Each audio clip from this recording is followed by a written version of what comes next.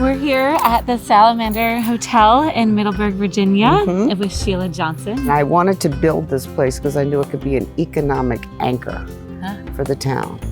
And so I went through the whole design process, and the thing of it is, the reason why it looks the way it does is because it really fits the equestrian countryside.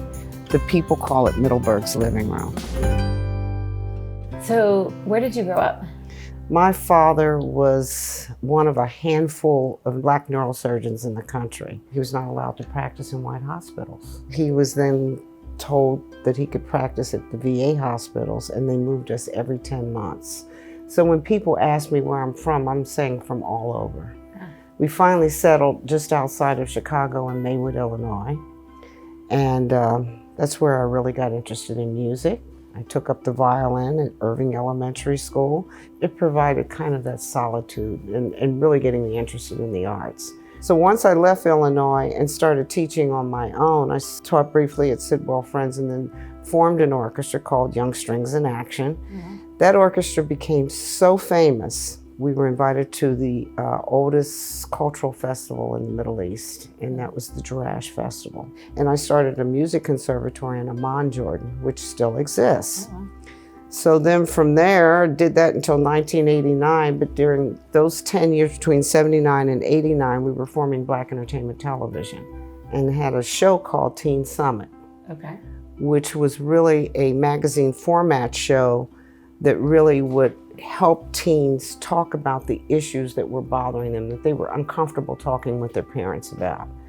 And it was up for so many awards. I think it won a Cable Ace Award. It was up for an Emmy. But it lasted 11 years. It was 11 years on the network.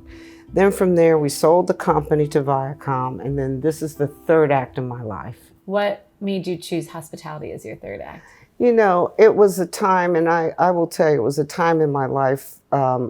The sale of BET was precipitated because personally my private life was falling apart. And so we put it up for sale, and it was bought by Viacom. It was the highest cable sale in the business. And I just decided to take a 2-year break to try and figure out who I was. As my mother said, you need to get your power back. And so that's at our equestrian barn down there. And we actually throw parties in there too. Oh, that's amazing. So this property sits on 340 acres. Wow. And we're only on about 10 to 15 acres right now. Hi, Otis, you sweet? We do everything here. We have fishing, we have little ponds. It's like a one-stop destination for everything. Right, yeah.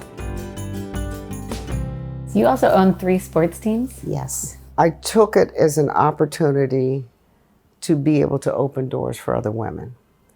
So I called my attorney. I said, I've just been offered a basketball team. He says, you're not going to buy a basketball. He says, do not do it. And I said, if you were offered that chance, would you do it? And he hesitated. And I said, you know what?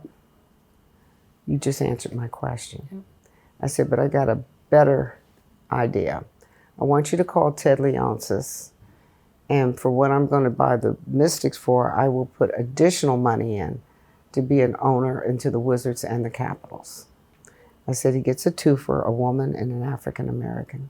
And there I am. And to this day, that was in 2007, and I'm still there. It's really amazing the similarities because it's all about entertainment. Right. We are constantly entertaining here. We're constantly entertaining in the arenas. My players come here. They get married here.